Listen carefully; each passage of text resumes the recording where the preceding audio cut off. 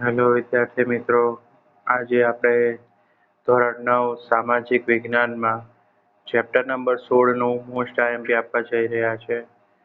તો chapter number 16માં કયા પ્રશ્ન કરવાના છે તમારી બોર્ડની એક્ઝામમાં પૂછી શકે. તો વિદ્યાર્થી મિત્રો, આબોહવા ચેપ્ટર છે, તો તેમાં આપણે આબોહવા એટલે શું, તો પહેલો એક વાક્યમાં પ્રશ્ન પૂછી શકે કે આબોહવા એટલે કોઈ પણ દેશની લાંબા સમયગાળાની વાતાવરણની સરેરાશ પરિસ્થિતિ. એને આપણે આબોહવા કહીશું. બરાબર. પછી આપણે કહીએ હવામાન એટલે શું, એની પણ વ્યાખ્યા પૂછી શકે.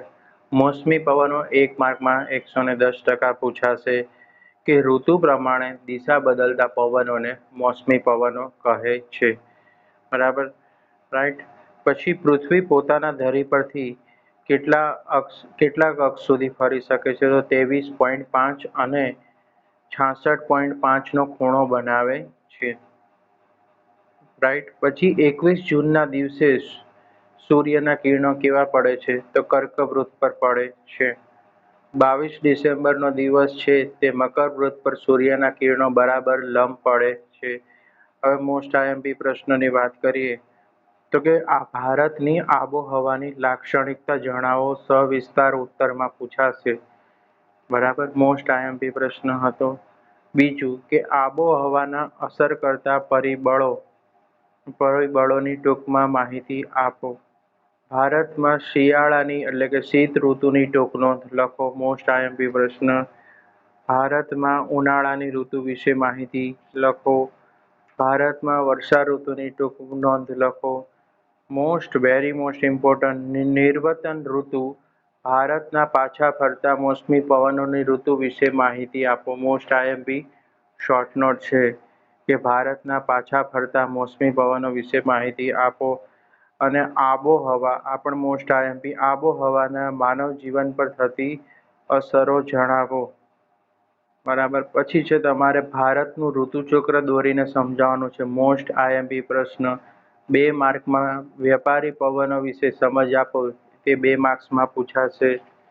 નેક્સ્ટ વાત કરીએ કે દક્ષિણ ભારતમાં બહુ ગરમી પડતી નથી, તેનું કારણ આપો, એ પણ 2 માર્ક્સમાં પૂછી શકે છે. પછી કે રાજસ્થાનમાં ઘણો ઓછો વરસાદ પડે છે, એ 2 માર્ક્સમાં પૂછાશે. મોસ્ટ આઈએમપી પ્રશ્ન છે કે મુંબઈ અને પૂણા વચ્ચેનું અંતર બહુ નથી, તેમ છતાં મુંબઈ કરતા પુણેમાં વરસાદ ઓછો પડે છે, 2 માર્ક્સમાં પૂછાશે. શિયાળામાં કેટલીક વાર રાજસ્થાન અને ગુજરાતમાં ઠંડીનું મોજું ફરી વળે છે, તે જણાવો. હવે તમને સંકલ્પના પૂછે, એમાં સંકલ્પનામાં તમારે મોસ્ટ આઈએમપી સંકલ્પનાની વાત કરે, આમ્રવૃષ્ટિ છે, રવિ પાક છે, પછી તમારે છે વર્ષા છાયાનો પ્રદેશ છે, આબોહવા છે, હવામાન છે અને October heat. October heat most IMP છે. અને તમારે આમ્રવૃષ્ટિ પણ મોસ્ટ આઈએમપી છે, 1 માર્કમાં પૂછી શકે. હવામાનની પણ વ્યાખ્યા 1 માર્કમાં પૂછી શકે છે. અને પહાડનો વાતાભિમુખ ઢોળાવ, એ પણ 1 માર્કમાં પૂછી શકે છે. મોસ્ટ આઈએમપી હતી. હવે આપણે વાત કરીએ કે ભાઈ ભારતમાં પરંપરાગત રીતે કેટલી ઋતુઓ છે અને કઈ કઈ, એ તમારે તૈયાર કરવાની રહેશે. બરાબર. પછી બીજો એક વાક્યમાં પ્રશ્ન, કર્કવૃત અને મકરવૃત પર સૂર્યના કિરણો બરાબર લંબ ક્યારે પડે છે? હવામાન એટલે શું, 1 વાક્યમાં પૂછાશે તમારે. પછી છે ઓક્ટોબર હીટ એટલે શું, એ પણ પૂછાશે. મોસમી પવનોનું મુખ્ય લક્ષણ કયું છે, તો કે અનિયમિતતા છે મોસમી પવન લક્ષણ, એ પણ 1 માર્કમાં પૂછી શકે છે. બરાબર.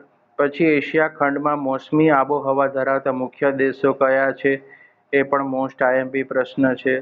પૃથ્વી પોતાના ધરી પર કેટલા અંશનો અને કક્ષાની સાથે કેટલા અંશનો ખૂણો બનાવે છે, એ પણ મોસ્ટ આઈએમપી પ્રશ્ન છે. બરાબર. હવે આપણે વાત કરીએ તો કે ખાલી જગ્યામાં, તો કે પૃથ્વી પોતાની ધરીના નમનના કારણે ખાલી જગ્યા થાય છે, તો કે ઋતુઓ. ઓક્ટોબર હીટ ગુજરાતના ખાલી જગ્યા નામે જાણીતી છે, તો કે જવાબ આવશે ભાદરવી તાપ. ઓક્ટોબર હીટ છે તેને ગુજરાતમાં આપણે ભાદરવી તાપ તરીકે ઓળખીએ છીએ. બરાબર, રાઈટ. આ હતું આપણા 16મા ચેપ્ટરનું હવે MCQમાં આપણે તૈયાર કરવાનું રહેશે. તો કે મોસમી પવનનું મુખ્ય લક્ષણ કયું છે? તો એ તમારે MCQ તો પૂછી શકે છે. પછી ચેરાપુંજીની બાજુમાં આવેલું કયું સ્થળ વધુ વરસાદ માટે પ્રચલિત છે? એ પણ મોસ્ટ ઇમ્પોર્ટન્ટ છે તમારે. વાતાવરણના ટૂંકા ગાળાની સરેરાશ પરિસ્થિતિને શું કહેવાય છે? Most IMP. 22 ડિસેમ્બરે સૂર્યના કિરણો કયા વૃત્ત પર લંબ પર પડે છે? મોસ્ટ IMP છે. 21 જૂને સૂર્યના કિરણો કયા વૃત્ત લંબ પર પડે છે? Most IMP. દિલ્હીની આબોહવા વિષમ છે કારણ કે? મોસ્ટ IMP MCQમાં પૂછાય. મુંબઈની આબોહવા સમ છે કારણ કે? તે જણાવો. એ પણ મોસ્ટ IMP પ્રશ્ન રહેશે. બરાબર. હવે આપણે વાત કરીએ કે ભારતની દક્ષિણે કયો મહાસાગર આવેલો છે? તો હિન્દ મહાસાગર આવેલો છે. બરાબર. તો આ રીતના પ્રશ્નો તમારી એક્ઝામમાં ચેપ્ટર નંબર 16માંથી પૂછાશે. તો વિદ્યાર્થી મિત્રો, આ વિડીયોને પસંદ આવ્યો તો વિડીયોને લાઈક કરજો, ચેનલને સબસ્ક્રાઈબ કરજો અને તમારા મિત્રોને આ વિડીયો શેર કરજો અને બેલ નોટિફિકેશન દબાવવાનું ભૂલતા નહીં. હવે પછી આપણે નેક્સ્ટ વિડીયોમાં મળીશું.